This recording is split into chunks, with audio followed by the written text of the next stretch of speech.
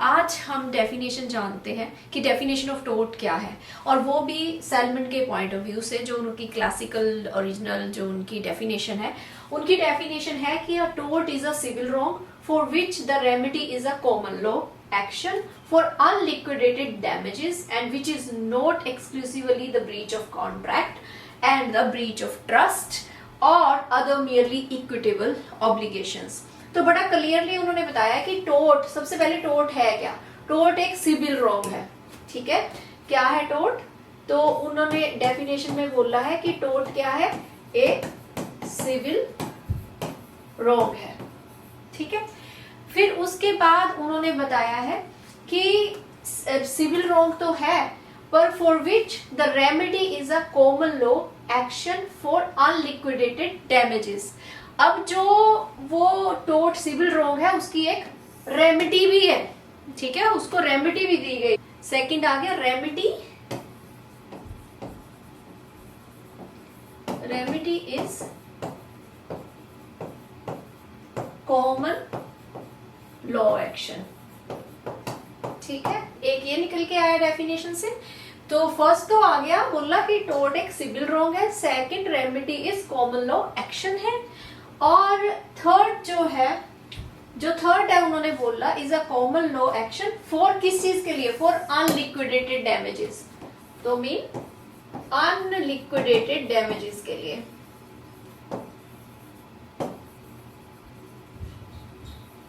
Right? And then it comes कि which is not exclusively the breach of contract। तो उन्होंने clearly बोल दिया कि टोर्ट जो है वो कॉन्ट्रैक्ट नहीं है। अगर ब्रीच ऑफ कॉन्ट्रैक्ट हो जाए तो उसको अंडरस्टैंड ना करो कि वो टोर्ट है। ठीक है, तो ब्रीच ऑफ कॉन्ट्रैक्ट से सेपरेट है। नो ब्रीच ऑफ कॉन्ट्रैक्ट और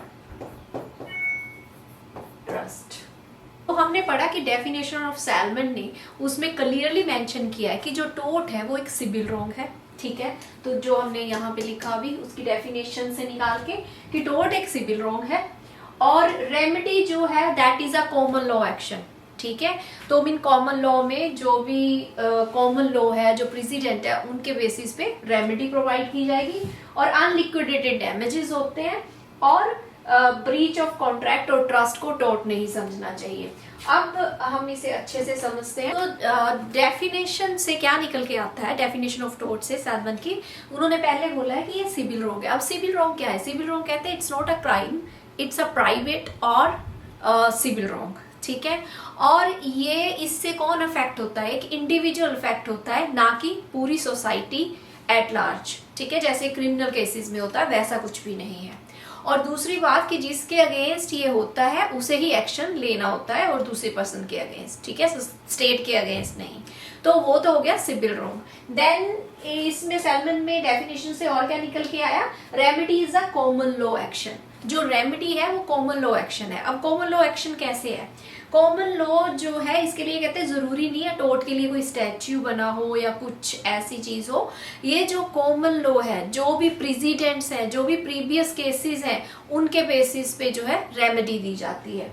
नेक्स्ट है कि फॉर अनलिक्विडेटेड डैमेजेस, पर जो डैमेजेस दिए जाते हैं लॉ ऑफ टोर्ट में तो वो अनलिक्विडेटेड होते हैं। अब अनलिक्विडेटेड डैमेजेस कौन से हो गए? जो प्री डिटर्मिन्ड नहीं है, पहले नहीं पता है कितने हैं। क्योंकि अब अगर किसी का सड़क पे एक्सीडेंट होता है तो एक्सीडेंट होने के बाद ही पता चलेगा कि उसका मेडिकल बिल का खर्चा कितना है, और उसे कितना लॉस हुआ है, उसे कितना लॉस हुआ है, उसके अकॉर्डिंग ही जो है डैमेजेस दिए जाएंगे। तो वो अनलिक्विडेटेड डैमेजेस हो गए।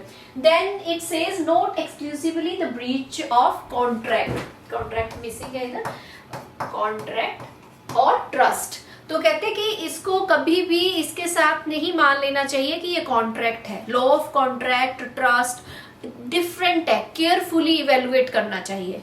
ठीक है, तो इसलिए इसको कॉन्ट्रैक्ट नहीं मान लेना चाहिए। टोर्ट अलग है, कॉन्ट्रैक्ट अलग है।